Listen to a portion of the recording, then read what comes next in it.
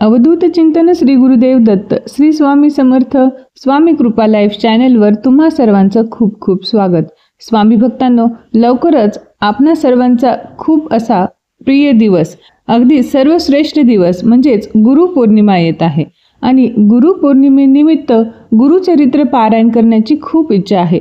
पण नियम ऐकूनच गुरुचरित्र पारायण करण्याचं धाडस होत नाही किंवा बऱ्याच वेळेला सेवा सांगितली आहे किंवा ही सेवा केल्याने असे लाभ होतात हे संकट टळतं म्हणून एक वेळा गुरुचरित्र पारायण केलं खरं, पण दुसऱ्या वेळा करण्याची भीती वाटते। नको रे बाबा, एवढे नियम पाळावे लागतात आणि अशी चूक झाली तर दत्त महाराज शिक्षा देतील, ती चूक झाली तर तो नियम नाही पाळला तर आपल्यासोबत असं वाईट होईल तसं होईल अशी भीती मनात राहते आणि वाईट गोष्टी झाल्यापेक्षा ही सेवाच नको, ही सेवा खूप अवघड आहे असे बरेच जण विचार करतात। पण हा व्हिडिओ बघितल्यानंतर या अगोदर तुम्ही कधीच गुरुचरित्राचं पारायण केलेलं नसेल किंवा तुम्ही गुरुचरित्राचे पारायण केलेलं असेल, पण हा व्हिडिओ बघितल्यानंतर तुमच्या मनातील प्रत्येक प्रश्नाचे उत्तर तुम्हाला मिळून जाईल। आणि सर्वात महत्त्वाचं, या व्हिडिओमध्ये मी हे पारायण करण्याची सर्वात साधी आणि सोपी आणि कमीत कमी नियम, तुम्हाला पूजा मांडणीही करण्याची गरज नाही। जगाच्या पाठीवर तुम्ही जिथे कुठे असाल तिथे तुम्ही हे श्री गुरुचरित्र पारायण कसं करू शकता हे मी तुमच्यासोबत शेअर करणार आहे। आणि काय खावं काय खाऊ नये, जे काही तुमच्या मनात भीती असेल ना, तर ती सगळी भीती निघून जाईल आणि तुम्ही 100% विश्वासाने श्रद्धेने गुरुचरित्र पारायण यंदा गुरुपौर्णिमेनिमित्त कराल आणि दत्त महाराजांच्या आशीर्वादाने तुमचे जे काही काम असतील तर ते पूर्ण होतीलच, पण तुमचं गुरु पाठबळ जे आहे ना ते सुद्धा स्ट्रॉंग होईल। आणि जेव्हा आपलं गुरु पाठबळ स्ट्रॉंग असतं तेव्हा काय कुंडलीतील दोष आणि काय पितृदोष, काय ह्या ग्रहाची शांती आणि काय त्या ग्रह दोष, कितीही अडचणी असू द्या, सगळ्या संकटांना पार करून तुम्ही पुढे जाल। आणि सर्वात महत्त्वाची गोष्ट, खूप लक्ष देऊन ऐका बरं का, देव हा भीतीचा विषय नाही आहे, देव हा भक्तीचा विषय आहे। त्यामुळे माझ्याकडून अशी चूक झाली तर देव मला शिक्षा करेल, माझ्याकडून तो नियम पाळायला नाही गेला तर माझ्यासोबत काहीतरी वाईट होईल असं अजिबात मनात आणू नका। कारण की आपल्यासोबत जे काही वाईट होत असतं ते आपल्या पूर्वकर्मानुसार होत असतं। देव कधीच कुणाचं वाईट करत नाही। याउलट आपण ज्या काही सेवा करतो, जे काही देवधर्म करतो, ते सुद्धा तुमच्या आयुष्यात येणाऱ्या वाईट काळामधून बाहेर निघण्यासाठी तुम्हाला मदत करत असतं। त्यामुळे इच्छा झाली आहे ना पारायण करायची, मग करा, महाराज तुमच्याकडून नक्कीच पारायण करून घेतील। गुरुचरित्र पारायण करण्याची इच्छा होणं ही सुद्धा गुरुकृपाच आहे। प्रत्येकाच्याच नशिबात नसतं गुरुचरित्र पारायण करणं।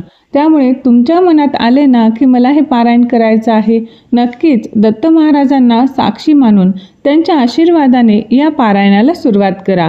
आणि गुरूंचा आशीर्वाद माझ्यासोबत आहे आणि त्यांनीच मला त्यांच्या सेवेमध्ये बोलावलेलं आहे हा भाव मनामध्ये ठेवा आणि सेवेला लागा। बघा, म्हणजे तुम्हाला कळणारही नाही की हे 7 दिवस कसे जातील आणि तुम्ही कसं गुरुचरित्र पारायण केलेलं आहे। आणि या व्हिडिओमध्ये तर मी तुम्हाला अतिशय सगळ्यात सोप्या पद्धतीने ही सेवा सांगणार आहे, जेणेकरून गुरुचरित्र पारायणाबद्दल तुमची भीती उरणार नाही, एवढी खात्री मी तुम्हाला 100% देऊ शकते। स्वामी भक्तांनो, यंदा 10 जुलै 2025 वार गुरुवार या दिवशी आहे गुरुपौर्णिमा आणि गुरुपौर्णिमेनिमित्त तुम्ही एक गुरुचरित्र पारायण करू शकता, 2 गुरुचरित्र पारायण करू शकता किंवा 3 गुरुचरित्र पारायण सुद्धा करू शकता। तुम्हाला जर गुरुपौर्णिमेनिमित्त एक पारायण करायचं असेल तर याची सुरुवात तुम्हाला 4 जुलै 2025 पासून करावी लागेल। म्हणजे 4 तारखेला तुम्हाला गुरुचरित्र पारायणाला सुरुवात करायची, म्हणजे 10 जुलैला तुमच्या पारायणाची समाप्ती होईल। आता तुम्हाला जर 3 पारायण करायचे असतील ना तर तुम्हाला 18 जूनला पारायणाची सुरुवात करावी लागेल आणि जर तुम्हाला 2 पारायण करायचे असतील तर 27 जून पासून तुम्ही पारायणाला सुरुवात करू शकता। म्हणजे 27 तारखेला तुम्ही पारायणाला सुरुवात केली की 3 तारखेला तुमचं पहिलं पारायण संपेल आणि मग दुसऱ्या दिवशीपासून म्हणजे 4 तारखेपासून तुम्ही दुसऱ्या पारायणाला सुरुवात करू शकता, जे तुमचं 10 जुलैला म्हणजे गुरुपौर्णिमेच्या दिवशी त्याचं उद्यापन येईल.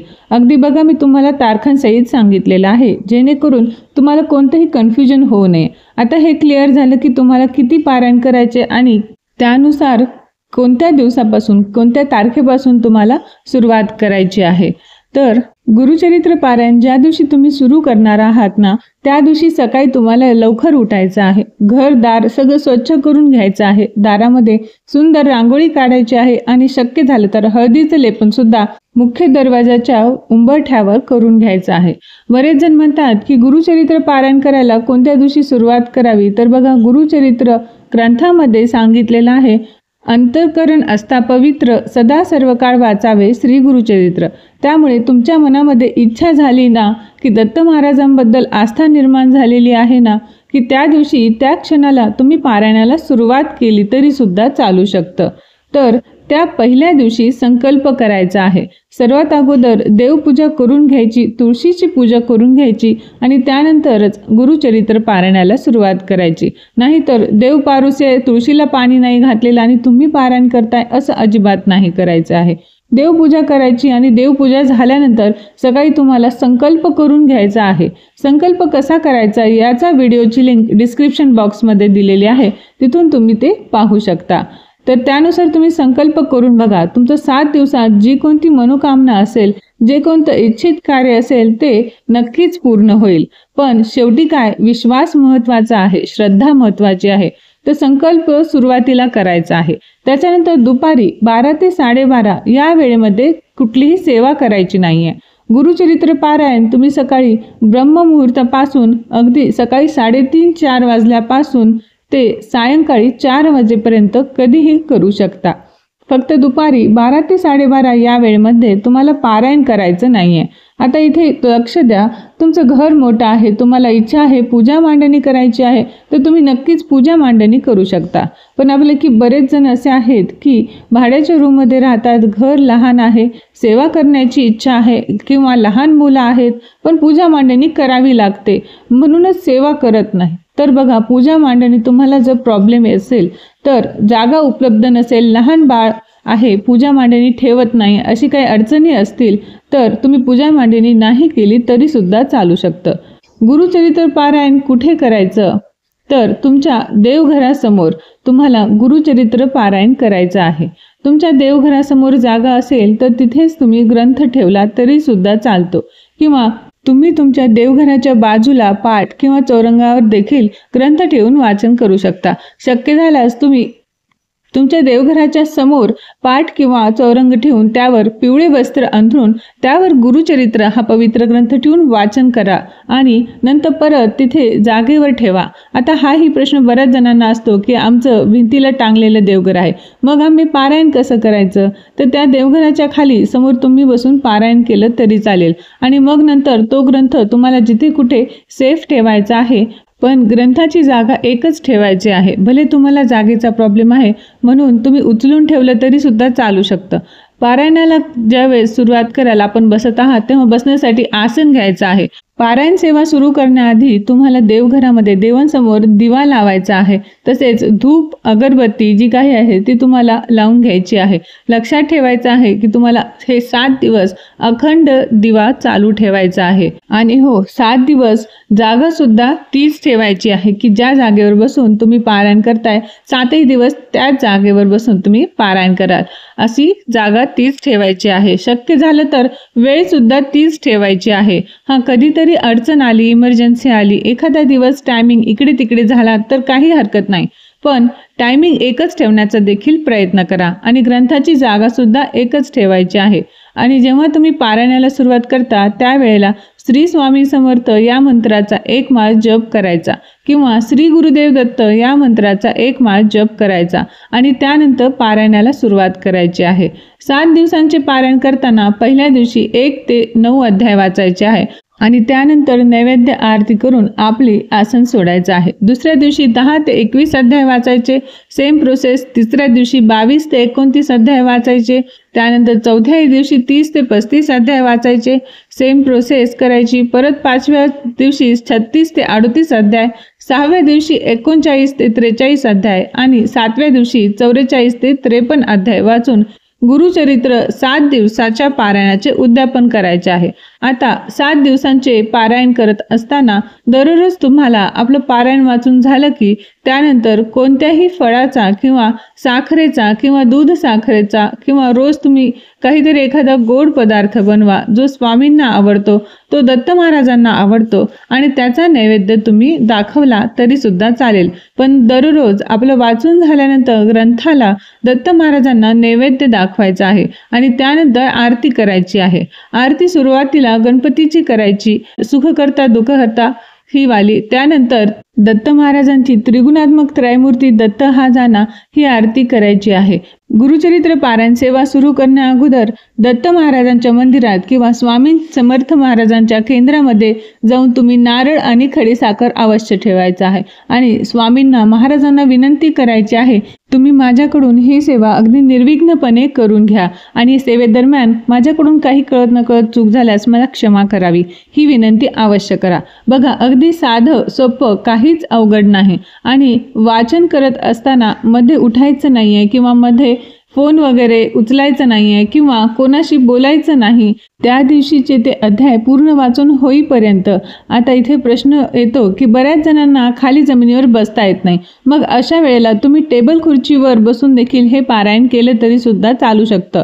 पण सेम रोज ग्रंथ तुम्ही ज्या टेबलवर जिथे ठेवला आहे जागा ही 7 दिवस तीच असू द्यावी, खुर्ची पण तीच घ्यावी। खुर्चीवर बसल्यानंतर खाली पायाखाली तुम्ही एखादं आसन ठेवा, तसे केले तरी चालू शकतं। का? कारण बघा, तुम्हाला दत्त सेवेची ओढ लागलेली आहे, पारायणाची ओढ लागलेली आहे, पण तुम्हाला काहीतरी शारीरिक समस्या आहेत आणि त्यामुळे तुमचं लक्ष हे शारीरिक दुखण्याकडे जाईल। त्यामुळे तुम्ही शक्यतो मग अशा वेळी खुर्ची टेबल घेऊनच तुमचं हे पारायण सेवा करा।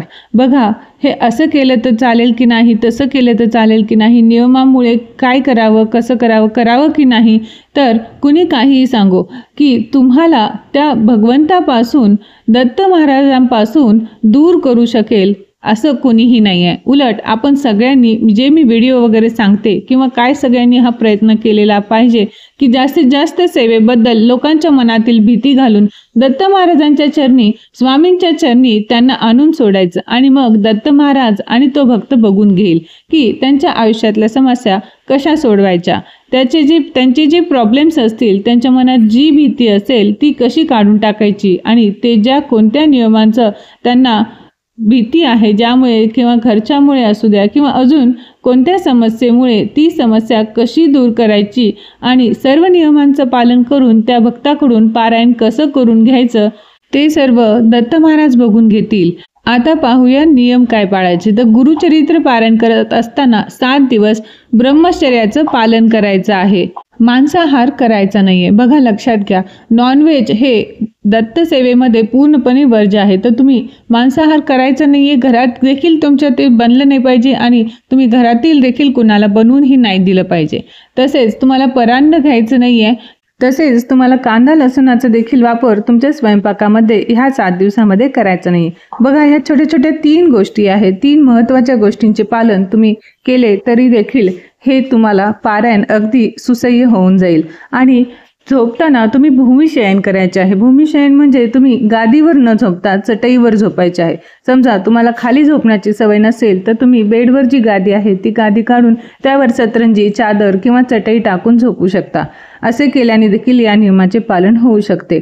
आणि संपूर्ण 7 दिवस तुम्हाला सात्विक अन्न ग्रहण करायचं आहे। आता 7व्या दिवशी येतं तो उद्यापनाचा दिवस, म्हणजे गुरुपौर्णिमेच्या दिवशी 10 जुलैला आपल्याला या पारायणाची सांगता करायची आहे। मग ती कशी करायची, तर त्यासाठी तुम्हाला शक्य असेल तर पूर्णावरणाचा स्वयंपाक करायचा आहे किंवा तुम्ही साधी वरण, पोळी, भात, भाजी पण बनवले तरी चालेल आणि एखादा गोड पदार्थ तुम्ही नैवेद्यासाठी बनवायचा आहे। एखादं जोडपं जर तुम्हाला भेटलं तर त्यांना तुम्ही जेवण करू घालायचं आहे आणि त्यानंतरच तुम्ही जेवण ग्रहण करायचं आहे। समजा तुम्हाला जर जोडपं नाही भेटलं तर मग अशा वेळी काय करायचं, तर तुम्ही मंदिरामध्ये जवळपास तुमचे दत्त मंदिर किंवा स्वामी समर्थांचं केंद्र असेल तर तिथे शिधा द्यायचा आहे. मग शिधा देण्यासाठी जे काही कोरडे अन्न असते ते तुम्ही काढून ठेवायचे आहे. डाळ तांदूळ वगैरे 1.25 किलो ते काढून ठेवा.